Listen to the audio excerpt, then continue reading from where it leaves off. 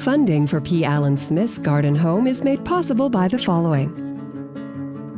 Proven Winners. Proven Winners selects plants for their color, beauty, vigor, and flowers that last from spring through fall. You'll find Proven Winners plants, shrubs, and roses in their signature branded containers at garden centers and the Home Depot locations across the country. Now, help and advice from Bonnie Plants is available through your smartphone at m.bonnieplants.com or by scanning this code.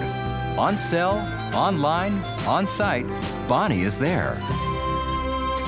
The Art of the Natural State, Arkansas. Vacation planning kits available at arkansas.com or 1-800-NATURAL.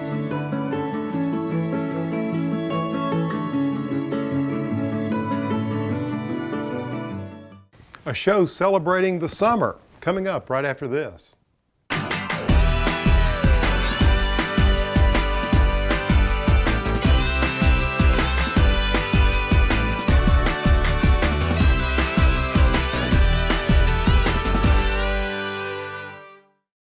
Hi, I'm Alan Smith. Welcome to The Garden Home, a show about design and blurring the lines between inside and out.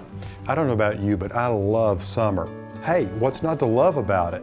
Kids are out of school, vacations are underway. There's so much beauty in the garden. It truly is a fun and exciting time of year.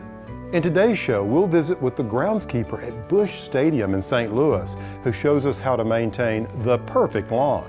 Plus, I'll show you some of the new summer flowers that are blooming here at the farm and share a few design tips when using summer flowering bulbs. And we'll check on the progress of the Garden Home Cottage. I have to say, we're tightening our belt on that budget.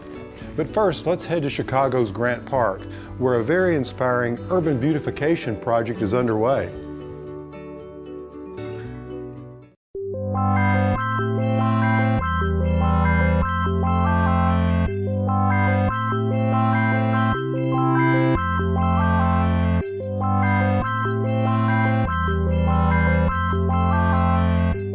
I'm Monty Hennigy, and I'm the CEO and owner of True Fragrance here in Chicago. We create, design, manufacture, and distribute customized fragrances throughout the U.S. and internationally as well. This past January, we challenged our team to come up with something new, something completely different, something with a backstory, something innovative, something that had never been done before. And the team came back to me with an idea to create an eco-friendly, urban-based garden where we would plant and harvest indigenally based flowers, namely flowers that can be grown here in Chicago. And then we would harvest those flowers and the essential oils from those flowers, and we would create a fragrance that would be sold right here in the Chicagoland area.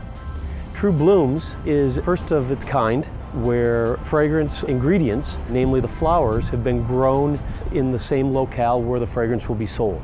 Well, right now we're standing in Grant Park, very close to Lake Michigan. It's a high tourist area. I think we're up to 26 different locations around the city. So we are all over Chicagoland. We've chosen violet, which is the state flower of Illinois.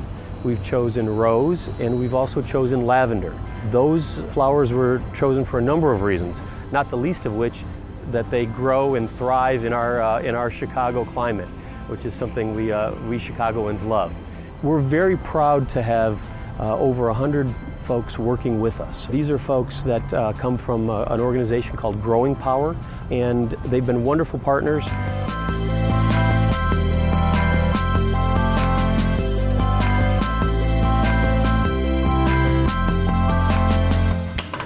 You know, there's nothing quite like having fresh, beautiful flowers in your home.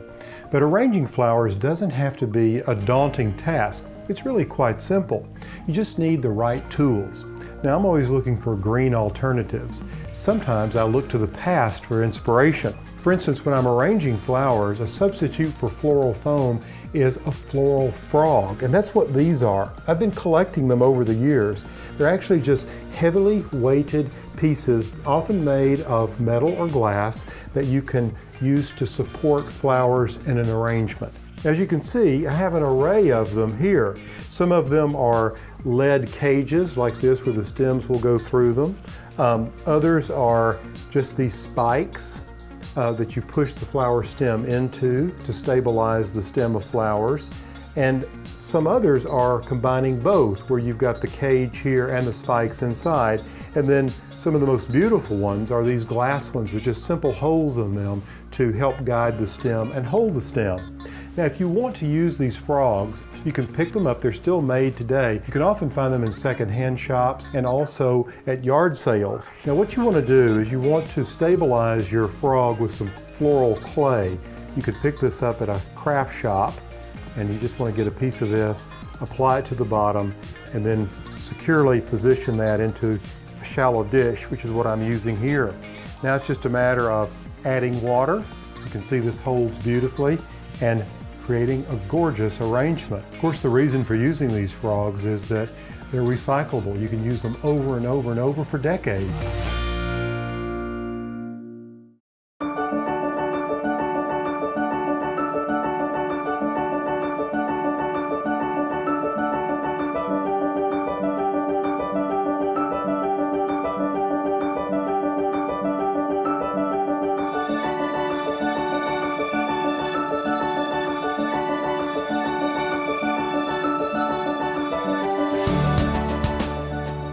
One of the benefits of summer is that when the heat comes up, so do lots of plants. You get big, bold foliage from plants that are sort of tropical or warm-blooded in nature, like these cannas. Just look at the rich burgundy color of the leaves. I'd grow them just for the leaves, although these flowers are pretty spectacular. There are also cannas with variegated and green foliage. It's amazing how when the temps go up, some of these big foliage plants really kick into high gear. Let me show you another example.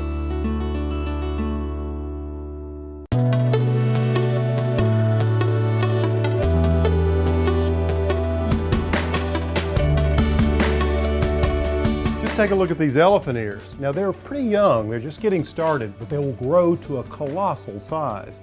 And it's amazing the size bulb they grow from. And they're excellent in containers, as you can see here. And then there are caladiums. They have a similar shaped leaf to the elephant ear, but not nearly as large. And just look at the color they bring to the table. With color like this, who needs blooms? But if you look a little closer, you can actually see this bloom of a caladium flower. It looks like a calla lily. A very interesting form, but you have to look closely because it's almost camouflaged in here with all this beautiful foliage. Caladiums come in dozens of colorways, and they're a great answer for shady areas.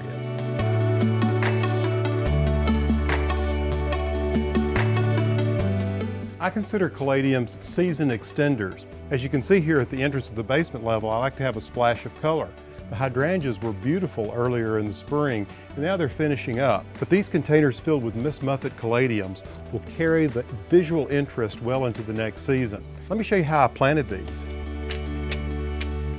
You know, elephant ears and caladiums are actually cousins. Look at the size of these elephant ear bulbs. They're really huge. And this is a caladium bulb.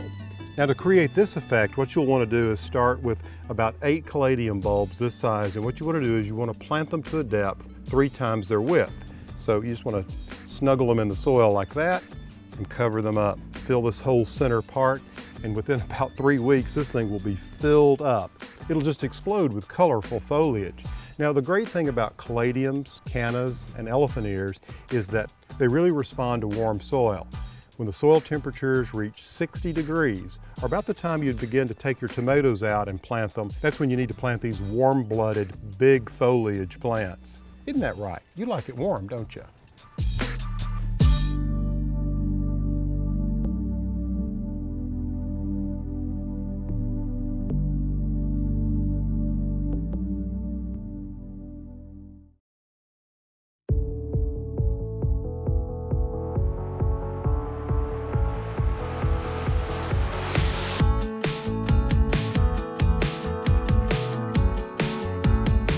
When summer rolls around, there's no reason to stay indoors. Well, unless it's 115 degrees outside. It's the time of year to head to the lake or go out for a picnic or catch a ball game. But in the midst of all this summer fun, there's always some work that needs to be done, like properly maintaining your lawn for those hot summer months. While visiting St. Louis, I had a chance to visit the famous Busch Stadium and talk to their field maintenance supervisor about their lawn preparation and tips that can be applied, well, on a smaller scale.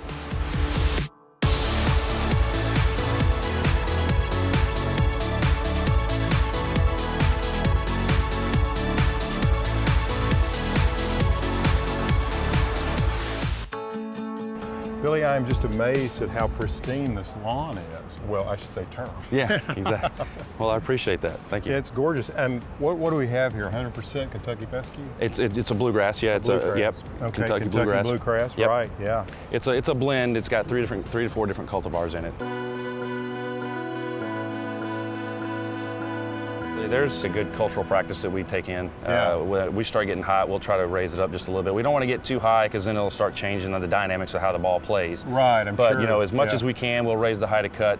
And then we really start watching how we're watering too when it gets hot. You know, we try to get all of our heavy duty watering, we try to get done early in the morning. Right. Don't do a lot of, if we have to, we'll do a little short syringe cycles, we call them, during the day to cool the grass down, the canopy. I see. So that's really more about temperature there. Absolutely. Just cooling it Yeah, off, the right? leaf blades More start the to wilt. moisture. Yeah, they start to wilt during the heat of the day, so we'll hit it with a little short burst of irrigation. And the wilting is actually a curling of the blade, isn't it? You'll start to see them kind of turn black and they'll start curling up a little bit. And do you panic then? Yeah, a little bit. There's times when you might panic just a little bit, but you know, if we're staying on top of it, it usually will bounce back pretty quickly. But you know, these are all really great cultural practices for the homeowner. Absolutely. You know, let the grass grow a little longer, water really early in the morning. Really early, because you'll see a lot of homeowners, they'll get home if they work late during the day that they think, oh, I got to water now, and it's in the evening time. Yeah. And that's a little scary in that humidity, because then you're getting disease problems. You are. I mean, you're really encouraging the fungus to act all night long on your lawn. Yes, absolutely. You're kind of creating the perfect environment for it. Don't want to put ugly work. That's right. Don't want to put your grass to bed wet. You just don't want to do that.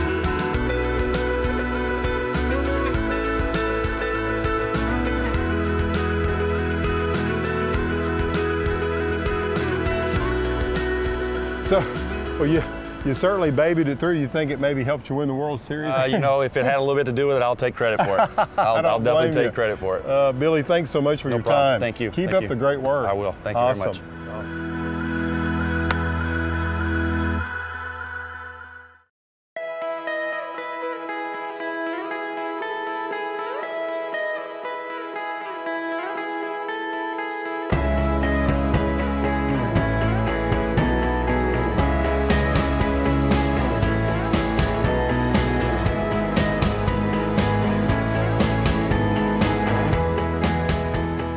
It's always exciting to me when the dahlias begin to bloom in my garden. This particular type of dahlia is one that, well, is considered a dwarf because it's under 30 inches or so high. And I love its dark, almost red foliage. And just look at these bright red to magenta flowers. You can see as the buds begin to open, they're really dark red like this. And then as they fade, they become lighter until they totally fade away like this. And this is when you want to come in and just deadhead them off like that. You see, by taking the spent blooms away, the plant is programmed to produce more and more buds. This little guy will bloom throughout the entire summer into the fall. It'll really show out in the fall when temperatures cool off, right up until the first hard freeze. If you really start to get into dahlias, you'll find that, well, they come in all kinds of flower shapes and colors. I mean, they're really kaleidoscopic when it comes to color. And what's fun about these dwarf varieties is that they're excellent for growing in containers. Now, if you want to grow dahlias, whether it's in a container or in the garden, they love full, hot sun. You want to make sure they're planted in a well-drained soil and that they get consistent moisture. They can go through some periods of dryness because they have a tuber. They grow from a big root, and actually the root is edible, but they grow from this tuber which can store moisture, but it's really better if you want to keep lots of blooms going like this. You just want to make sure that the soil stays consistently moist and they have moisture available to them all the time to continue to have this kind of bloom set. Now, talk about bloom set, come on up here, I want to show you another variety.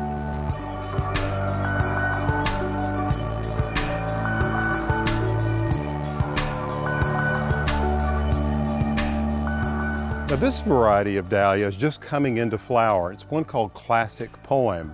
And I like it because it's, well, the color's beautiful. And I love the simple, subtle flower and these purplish stems. So this is a mid-range size with a small flower.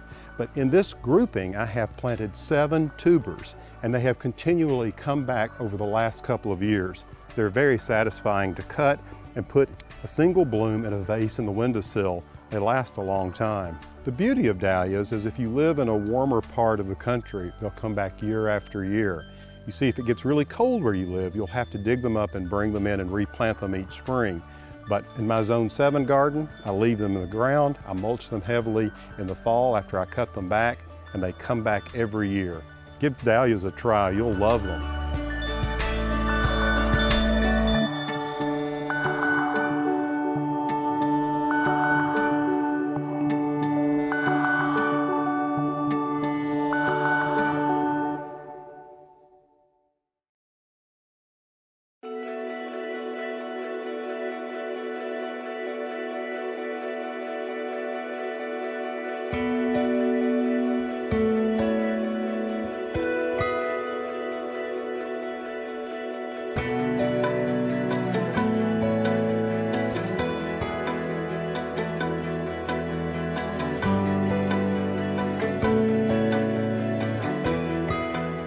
You know, color is such an important design element in the garden any time of the year. But when summer rolls around, I really like to have punches of color that give my garden a lot of pizzazz. Some of the rules of design that I follow in laying out my beds and borders include color echoing and blocking. For instance, planting in big drifts like these cannas and daylilies. You see, they're all the same kind of plant planted in one big drift. And then this idea of color echoes, echoing the same color up through a border. So down here you see a big splash of orange, and up there you can see some orange daylilies that echo the orange color from one part of the garden to another. Now let's nip over to another part of the garden where I can show you a few other rules that I follow. Now this corner bed illustrates 2 points that I think are important. One is to feel free to mix it up. You can see here I have a backdrop of roses that then cascades down into lots of annuals in the way of cleome. Then there's some perennials with this gara. You can see it bloomed once and now it's ramping up for another round of blooms. And here at my feet I have these lovely petunias cascading down onto the gravel path. It's also flanked by these big hibiscus, which are perennials. So we've got shrubs, we have perennials, we have annuals, we've mixed it up. And the other point I wanted to make is see how it's all terraced down. Tall in the back, down to short in the front. Really works. Now let's take a look at another location, and it's all about time.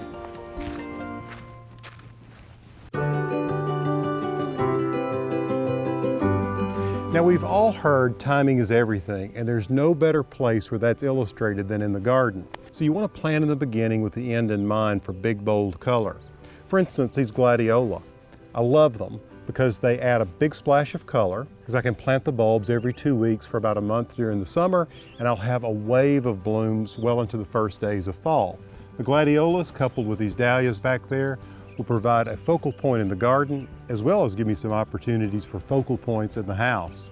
Now, I hope these design tips are helpful for you as you lay out the color in your garden. Oh, you are so beautiful. Oh, you're going inside with me.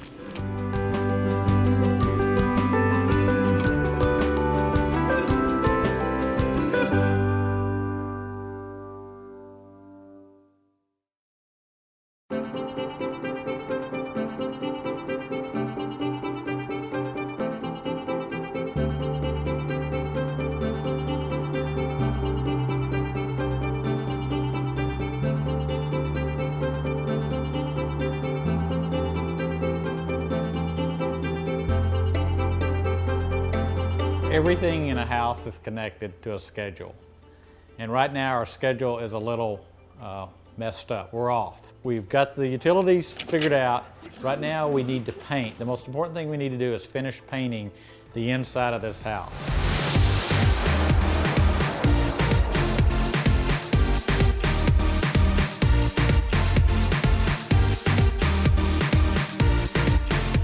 You know, I went through the house the other day with my little pad and did a preliminary punch list just to kind of start making some notes about what I'm seeing that's not done. There seems like a lot of loose ends around. When I was walking around, there's some places here, Paige, this looks like it's just a primer. Because if you look under here, there's still some raw wood exposed. Right. And I didn't know if they were actually going to come back and hit this with a little sandpaper. Well, Alan, whoever gets down here and looks like this. Oh, you just don't know.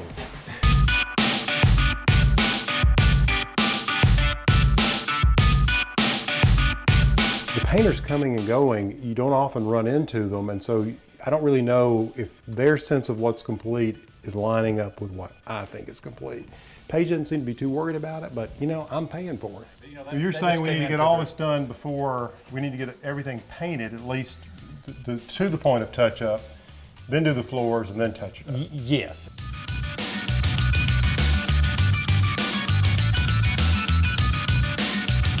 When I'm building a house, I try to keep the rooms as flexible as possible. So I limit the built-ins, and what I mean by a built-in would be like vanities in a bathroom. Let's just take that for an example. I always try to maximize the placement of that. For instance, in this bathroom here, it's on axis with this long hall. So if you look down the hall, what I didn't want to see was the commode. I wanted to see the vanity, because above the vanity, while it's very small, we'll have a mirror above it. And when you look down this hall into this room, this mirror will help make the entire space feel more expansive.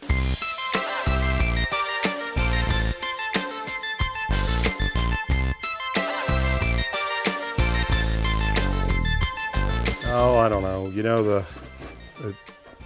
tile came in and they actually sent two colors of tile, but there's a very subtle difference between the two. So Miguel, you're saying all of that has to come off? Yeah.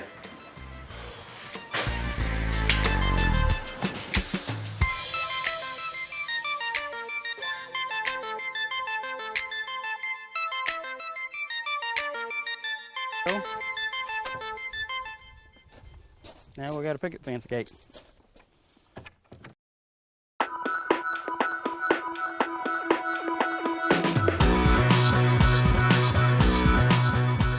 Welcome to my studio. This is the part of the show where you send me photographs and we take a look at it and come up with some ways to improve your landscape. And today we have a project, a small cottage. You can see this is about a 1910, 1920 craftsman style cottage. Stucco that's been painted, the brick has been painted, and the idea here is how do we improve this bed along the side of the house? One of the first things I would do is take this trellis, which is slightly too short for this space, and mount it on here up like this. This garden is zone 7, so I know that something like Carolina jasmine could grow up here. It's an evergreen vine and it blooms yellow in the spring. So I would mount that here because you get partial shade. You can see this oak tree here, and this tree over here is bringing some shade here. So on this trellis we would plant a vine that would bloom here, but it needs to be mounted on the back side of this fireplace. Next, what I would do is look for the opportunities for some evergreen, some flowering plants, and also remember that some things are going to be deciduous. For instance, here, I think this would be a great place for hydrangeas. Over here, hydrangeas. So we're falling underneath each one of these windows with hydrangeas. But here, I would use a little small leafed azalea. It's evergreen here, and then come under these windows with the evergreen azalea here of the same variety. These hydrangeas could come on over to this space, fill in there like that. Now here on the front of the house, I think you could do a camellia here. And at the end of this house, I can't see it, but one could bring another camellia over here, and you could even put one on this corner here. Then in this area here, under the tree, where you have shade and where you have potentially dry soils, I think we should go with a ground cover. Something very simple. This whole bed should be filled with ground cover up to a certain point here. So this is all ground cover. Very low, it could be English ivy, it could be vinca minor, it could be winter creeper. And here I would just add some hosta under here. And then along in front of the hydrangeas, one could plant seasonal color here. And for the shade, I'd recommend maybe some of those Rockapulco impatiens that you could plant here, those double ones that look like little roses. And then in this space, you could add either ground cover, and in this space, ground cover of a different type for contrast, or this could be ground cover as well. But what you have in place here is a structure. You have evergreens, evergreens, evergreens down here. You have the hydrangeas, azaleas, and azaleas. And then across the front or the edge of this would be some kind of ground cover or seasonal color. For this particular one in the shade, one might go with ajuga or carpet bugle. It has a beautiful little purple flower on it, and the same down here. It's very low and easy to take care of. So Marianne, thank you for sending in your photograph. Hope this is helpful, and good luck with your landscape project.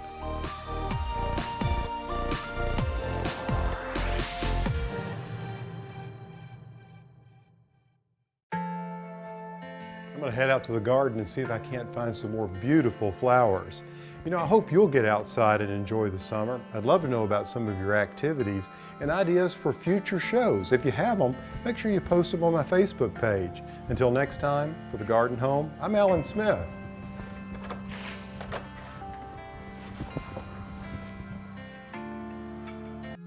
More information about today's topic and other topics covered in this series can be found at pallansmith.com.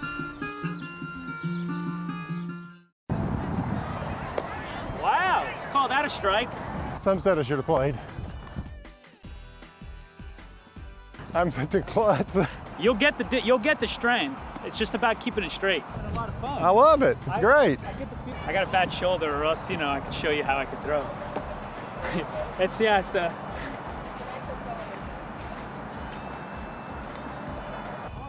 I was convinced as a kid that I couldn't do well in sports, but whoa.